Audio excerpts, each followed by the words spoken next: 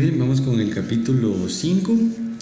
Entonces, tenemos acá la número 1, dice cuál es el tipo de ciclo que mejor se conoce por la condición booleana que controla en la entrada del ciclo, ¿sí? Entonces, esta sería while, ¿sí? Porque es la más conocida porque es la que entra con una condición booleana, ¿verdad? Nada más, ¿verdad? La número 2 dice cuál es el tipo de ciclo que mejor se conoce por usar index, ¿verdad? Utilizar un index utilizar un index o utilizar un contador.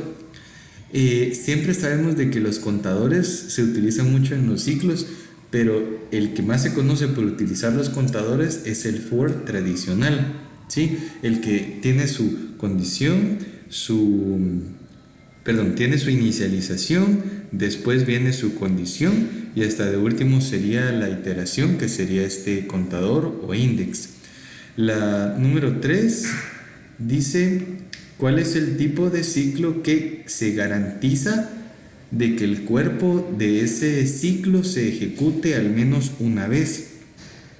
Ese sería el do while, porque ese siempre cuando empieza el do while, por ejemplo, empieza acá, ¿verdad? En este punto, termina en este otro punto y todo este sería el cuerpo, ¿verdad? Pero al momento de llegar acá, aquí en este rectángulo, por decirlo de esa forma, hasta allí es donde está la condición para ver si el ciclo sigue o ya no. Entonces, ese es el que siempre se garantiza que se va a correr al menos una vez. La 4, ¿cuáles de los siguientes ciclos pueden atravesar o pasar o ir dentro o a través de un array sin que se refieran los elementos por el index? ¿Sí? Entonces, sabemos de que todos se refieren por index, ¿verdad? Todos los arrays tienen un index, ¿verdad? Empiezan en 0. Pero ¿cuál es el array que no tiene que tener una referencia de los elementos del index? Ese sería el for each. Porque, por ejemplo, si utilizamos el do while y tenemos un array, para poder imprimirlo o utilizar los elementos del array, tenemos que poner una declaración, ¿verdad? Para poder tener el index, etcétera, etcétera. Igual pasa con el while y el for. Pero cuando utilizamos el for each, va a ir desde el principio hasta el final del array, ¿verdad? Sin importar cuál es el index. Ahora, el 5, y si no están muy seguros, aquí está la respuesta, la del 4. ¿Verdad? Sería la C, ¿verdad? For each. La 5 dice, ¿cuál es la palabra clave que se utiliza para terminar un ciclo o el ciclo en el que se está, ¿verdad? Y proceder a la siguiente iteración de ese loop, de ese ciclo. Ese sería continuo, ¿verdad? Porque cuando utilizamos continuo, estamos diciendo de que continúe con el ciclo y que no importa todo lo que esté debajo del continuo, ¿verdad? Entonces sería B. La 6 dice, ¿cuál es la palabra clave que se usa para proceder la ejecución inmediatamente después del ciclo? Como es después del ciclo, nosotros sabemos que es break. ¿Por qué es break? Porque adentro de los ciclos nosotros podemos poner instrucciones como continue o break.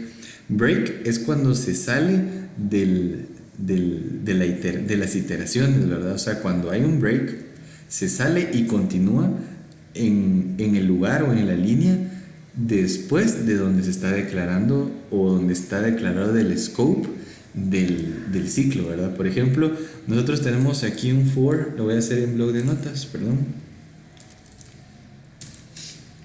Si nosotros tenemos un for, por ejemplo, un for y digamos que es infinito, ¿verdad?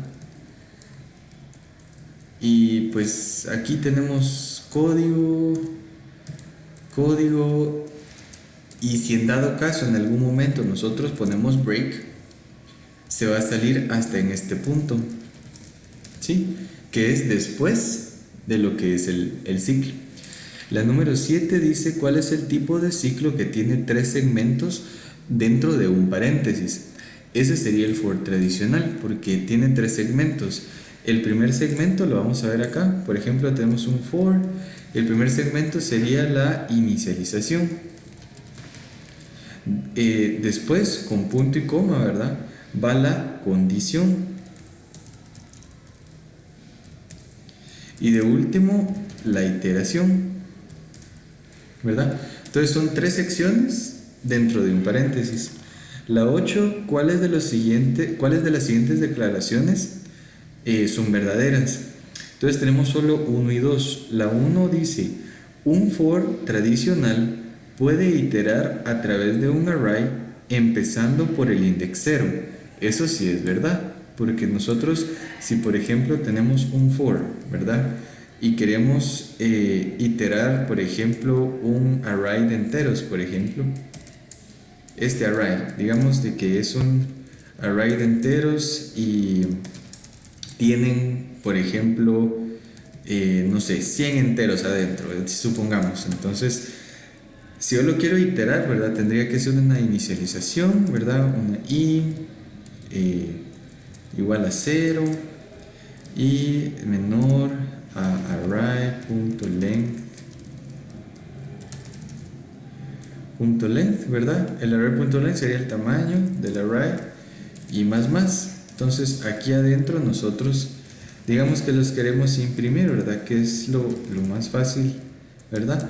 Ya ponemos por ejemplo array y el index, ¿verdad? Para la iteración, que sería una i. Entonces si se dan cuenta, sí se puede iterar empezando por el index 0, ¿verdad? Que sería i.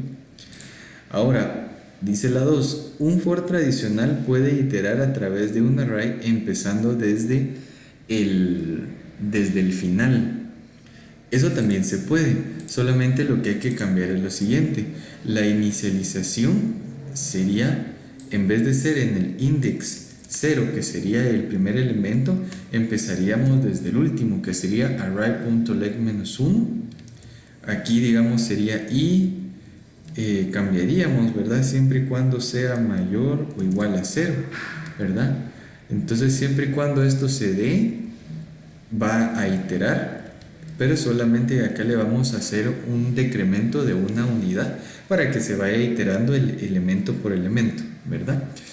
Entonces también se puede, ¿verdad? Siempre y cuando les digan a ustedes que es un for tradicional. Entonces ahí sería la C, ¿verdad? Las dos declaraciones están bien. Entonces las podemos ver acá, ¿verdad? La 8 es la C. La 9 dice cuáles de las siguientes declaraciones es verdadero. Un for each puede iterar a través de un array empezando desde el index 0. Regresando al ejemplo, por ejemplo, en la número 1, nosotros tenemos un for each. Cuando tenemos un for each es un poco diferente. La forma en que se estructura es diferente. Primero es el for, la palabra for, esa nunca la cambiamos, ¿verdad? El paréntesis es lo que cambia. En vez de tener 3 partes, el paréntesis solo va a tener una, ¿verdad? Dividida por 2 puntos. Entonces, primero se declara el tipo de clase que se va a trabajar, ¿verdad? Ya sea si el array que nosotros queremos iterar en el for each es de strings, chars, objetos, ¿verdad? Tenemos que hacer una variable, ¿verdad? Entonces aquí vamos a poner x, una variable del tipo adecuado. Los 2 puntos quiere decir, es una estructura ya del ciclo for, ¿verdad? Del ciclo for each. Entonces esos 2 puntos es lo que va a separar, ¿verdad? Aquí está diciendo de que en esta variable van a caer los elementos del array. Y acá vamos a poner la referencia del array, ¿verdad? Sería este array, ¿sí? Entonces, este array es de tipo entero y que va a empezar, este for each empieza desde el principio hasta el final, ¿verdad? Empieza desde el index 0.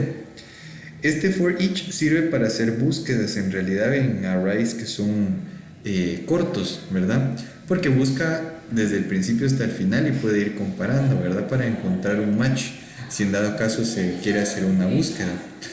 Pero normalmente lo que va a hacer acá es imprimir todos los elementos. En vez de y vamos a poner x, porque en x es donde van a caer los elementos, ¿verdad? Entonces ya no pondríamos el array x, ¿verdad? Sino solamente pondríamos x, porque estamos extrayendo prácticamente los elementos a esta variable y lo estamos imprimiendo. Y ese ciclo va a pasar hasta que llegue el final. No va a haber ningún código que nosotros vamos a escribir en este for each como para decirle un tope o digamos hasta dónde queremos que corra el array, sino que aquí va a correr de recorrido. Entonces el for each sí puede iterar desde el index 0. Ahora, un for each loop puede iterar a través de un array empezando desde el final, ese sí no, porque el for each, por eso es de que empieza desde el principio hasta el final, ¿verdad? Y ahí está, nada más. Entonces, ¿cuál es la correcta? Sería de que solamente la 1 es verdadera. La 10 dice cuál es el tipo de ciclo que tiene una condición booleana.